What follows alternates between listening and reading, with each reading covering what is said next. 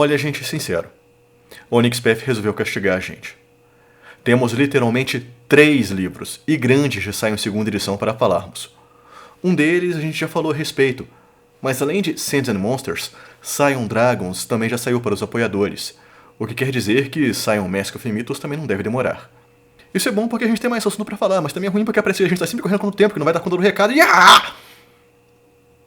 Enfim, falemos então de Sands and Monsters. Sands and Monsters é o que o próprio subtítulo dele diz, o guia do jogador para Scion segunda edição. Nele, você vai encontrar regras e ideias para jogar ou usar em suas aventuras, seja como antagonistas ou não, os tipos de personagens que podem acabar sendo menosprezados no mundo em que pessoas portadoras de poderes divinos existem. Basicamente, eles são santos, feiticeiros, habitantes e heréus titânicos. E antes de nos aprofundarmos mais no livro em si, eu pessoalmente jamais vou perdoar a OnyxPath por ter trocado o nome original desse livro. Saints and Sinners era um título muito mais legal, mas acho que acabaram mudando de ideia no meio do caminho, porque o livro acabou falando de outros tipos de personagens e não apenas santos. Todos esses grupos principais, como já dissemos, costumam ser coadjuvantes, ou até mesmo ignorados na maioria das lendas em que participam.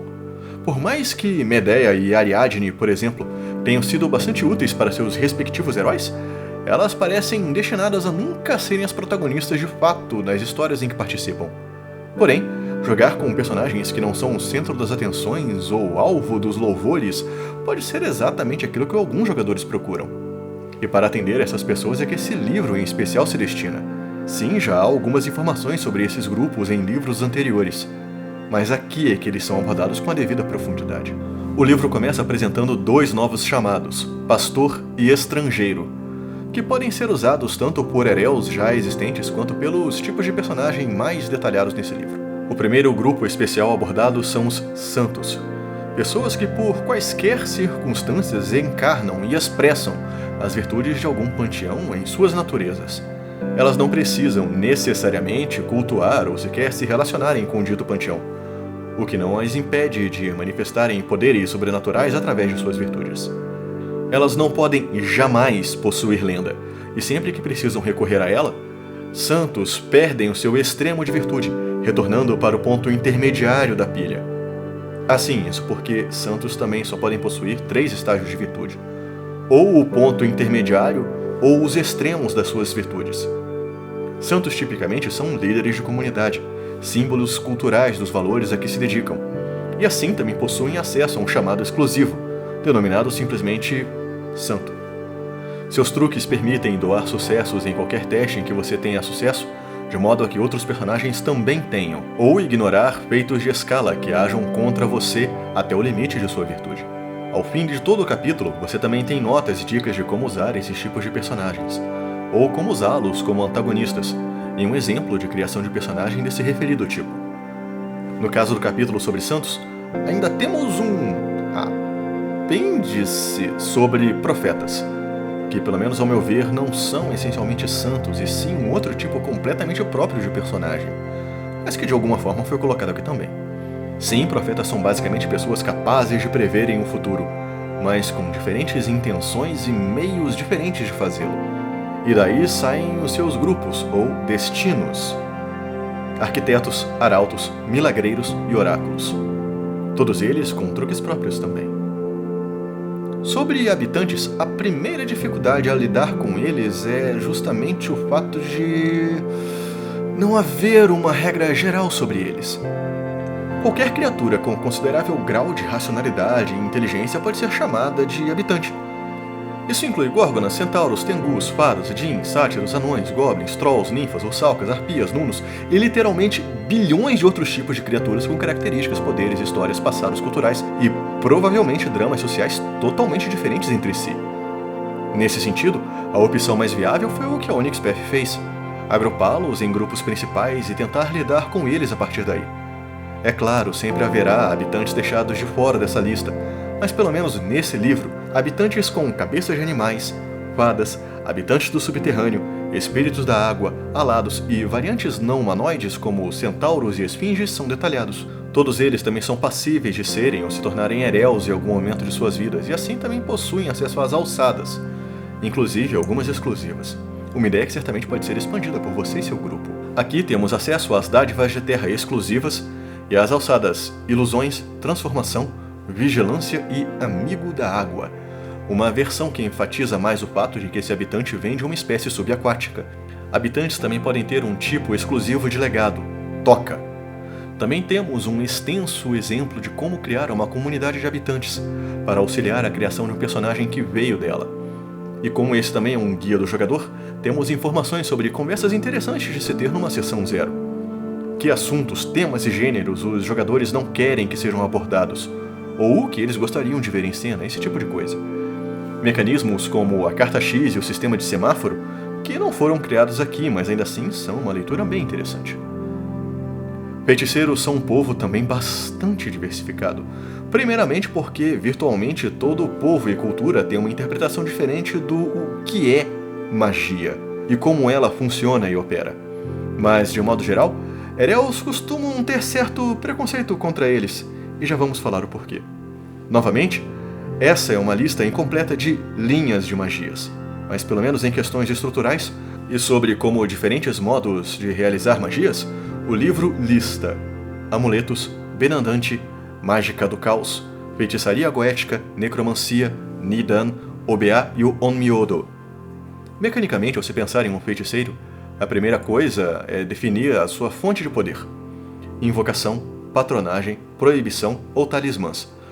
Feliz ou infelizmente, invocação parece ser a fonte mais frequente para feiticeiros em todo o mundo, o que soa bastante como alguém que rouba o poder dos deuses para realizar aquilo que pretendem. E como era de se esperar, nem todo Erel vai adorar essa ideia, principalmente se o panteão dele estiver envolvido. Os poderes de feiticeiros funcionam através de 5 principais formas de disciplinas, formas em que os efeitos e propósitos de uma magia se organizam.